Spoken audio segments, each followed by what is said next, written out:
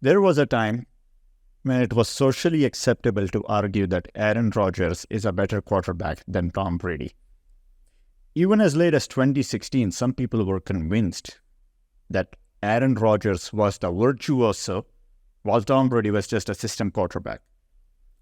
Now, it's worth noting that by 2016, Tom Brady already had 4 rings compared to Rodgers' singular championship. Brady went on to accomplish quite a lot since 2016. The legendary comeback versus Atlanta, the win against the Rams, and then a championship in his first season with Tampa Bay. By the way, on his way to winning the championship with Tampa Bay, Brady defeated Aaron Rodgers in the NFC Championship game. The debate was finally over. Tom Brady was the superior quarterback. But the Brady versus Rodgers debate was never just about the quarterbacks, was it? It was an indictment against the Packers. The reason the debate continued as long as it did was because of our perception of New England Patriots and the Green Bay Packers. We believed Brady won all those Super Bowls because he played for the most well-run franchise in football, while the reason Packers won anything at all was because of their generational quarterback. Brady had to thank the Patriots for his 6 rings, while Rodgers had the Packers to blame for his singular championship. The Patriots were viewed as the smartest football operation, while the Packers were considered to be meh. But ever since the Brady-Patriots split, we have revisited the Patriots dynasty and rightly come to the conclusion that Tom Brady was the engine behind the Patriots dynasty. There is no Patriots dynasty without Tom Brady. The Packers have now played 1 full season of football since Rodgers left. And I think it's time that we reevaluate our opinion about the Green Bay Packers. The Green Bay Packers are owed an apology by every critic and every doubter who helped perpetuate the narrative that Green Bay was a poorly run, mediocre franchise who handicapped their generational quarterback.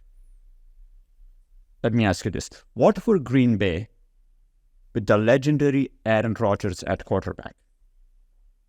They were a team that would win a playoff game or reach the NFC Championship game at best. What are Green Bay Packers now? With the first-year starter at quarterback, they won a playoff game, and they were 2 minutes away from reaching the NFC Championship game. Brady left the Patriots, and the most well-oiled machine in football became a dysfunctional mess. Rodgers left, and it's business as usual at Green Bay. Now, am I saying that Jordan Love is as good as Aaron Rodgers? No.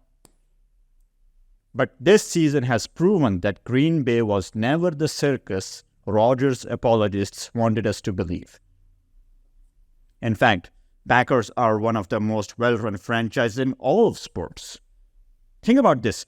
What was the Patriots' succession plan for Tom Brady? Jimmy Garoppolo, who struggles to stay healthy? Cam Newton? Or how about drafting a mid-tier, unathletic quarterback with the 15th overall pick? Forget being competitive. The mighty Patriots aren't even close to being competent at quarterback.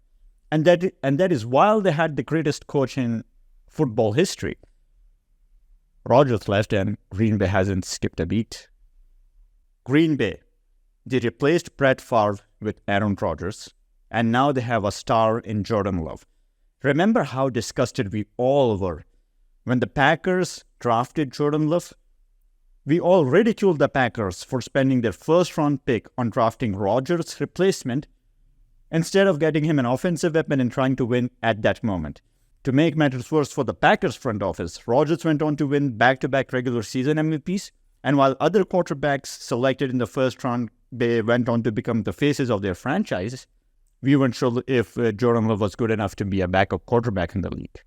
Now, it was easy for all of us to doubt the Packers and mock every decision they made because we believed Rodgers was the only person keeping this franchise relevant. But now we know better. It turns out the people running the Packers actually know what they're doing. And just because Rodgers was salty that the Green Bay front office didn't stroke his ego enough doesn't mean that we all too have to join in on hating the Packers front office. We're all allowed to have our own opinions. Rodgers built a Hall of Fame-worthy resume thanks to the stability provided by Green Bay. And now, Jordan Love will thrive in that environment. As improbable as it may seem, the Packers have found another franchise quarterback, and with the way they develop and draft players, and Matt LaFleur as head coach, and that elite front office, the Packers will remain a juggernaut for the next foreseeable future.